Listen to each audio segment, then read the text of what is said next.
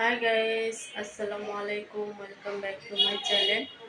কেমন আছো তোমরা সবাই? আশা করি ভালো আছি। তো গাইস, আজকে 3 নম্বর রোজা শেষ। তো ইফতারি করা শেষ আমাদের। তো ইচ্ছে করলো যে ফুচকা খাওয়ার। তো তার জন্য ফুচকা খাওয়ার জন্য অনেকটা মন চাইছে। তো ফুচকা খাওয়ার জন্য সব কিছু কমপ্লিট করে ফেলছি, ফুচকাও তৈরি করে ফেলছি। আর যেহেতু রোজা ছিলাম সারাদিন, তার জন্য অনেকটা মন চাচ্ছে যে ফুচকা খাবো। তো তোমাদের সাথে শেয়ার করেই খাবো। তো তোমরা যারা ফুচকা খেতে ইচ্ছুক তারা তারা আমার কমেন্টে এখনই জয়েন করে ফেলো। তো গাইস, চলো ফুচকার সব কিছু আমি রেডি করি আর তোমাদের সাথে শেয়ার করি। তো গাইস, ফুচকার জন্য এখানে আমি টকটা খুব ভালোভাবে গোলায় নিচ্ছি, দেখো। তো এখানে আমি দিয়ে দিচ্ছি শুকনো মরিচ, দিয়ে দিচ্ছি ধনিয়া পাতা কুচি, দিয়ে দিচ্ছি লবণ,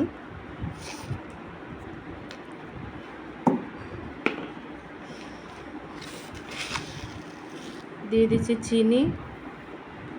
চিনিটা দিলে কিন্তু অনেকটা ভালো লাগে, টেস্টটা বেড়ে যায়।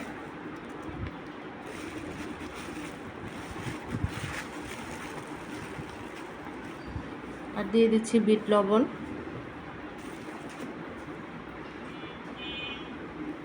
দিয়ে দিচ্ছি লেবুর রসটা দিলে কিন্তু অনেক সুন্দর একটা ফ্লেভার আসে।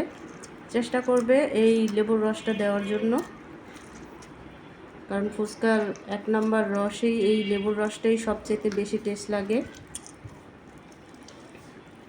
গাইস দেখো, তেঁতুলের টকটা কিন্তু আমি সব মশলা দিয়ে গুলে ফেলছি। তো এখানে আমি দিয়ে দিচ্ছি সব রকমের মশলা, দিয়ে দিচ্ছি জিরার গুঁড়া। তো খুব ভালোভাবে এটাকে গুলে নেব।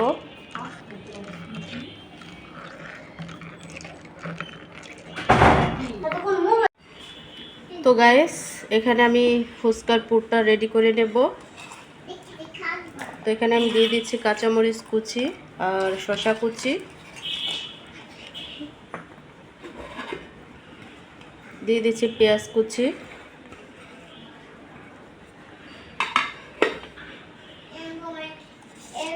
দিয়ে দিচ্ছি টেস্ট মতো লবণ।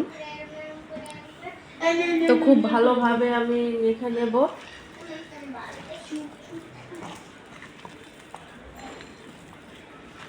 তো ঘরে কিন্তু ফুচকার আইটেমটা তৈরি করলে একটু বেশ ভালোভাবে আমরা আইটেমটা তৈরি করি, কারণ বাইরে তো যেভাবে ইচ্ছে সেভাবে দিয়ে দেয়।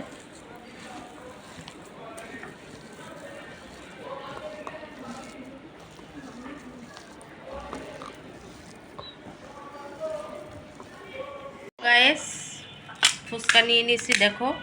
এগুলো কিন্তু আমি ঘরে তৈরি করছি। তো পুরটা ভরে নিচ্ছি। তো এখানে আমি টকটা নিয়ে নিচ্ছি।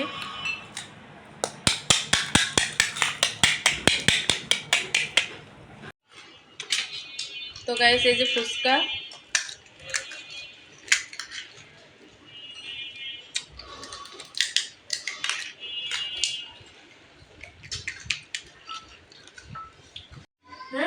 তো গাইস, ফুচকা খাওয়ার শেষ। অনেক টেস্ট হয়েছে, অনেক ভালো লাগছে ফুচকা। তো গাইস, অনেক মজা করে খেলাম ফুচকা। তো গাইস, অন্য কোনো রেসিপি নিয়ে তোমাদের মাঝে আবার চলে আসবো অন্য কোনো খাবারের টেস্ট নিয়ে। তো সবাই বেশি বেশি নামাজ পড়ো, রোজা রাখো, আল্লাহ সাধনা করো। আল্লাহ হাফেজ।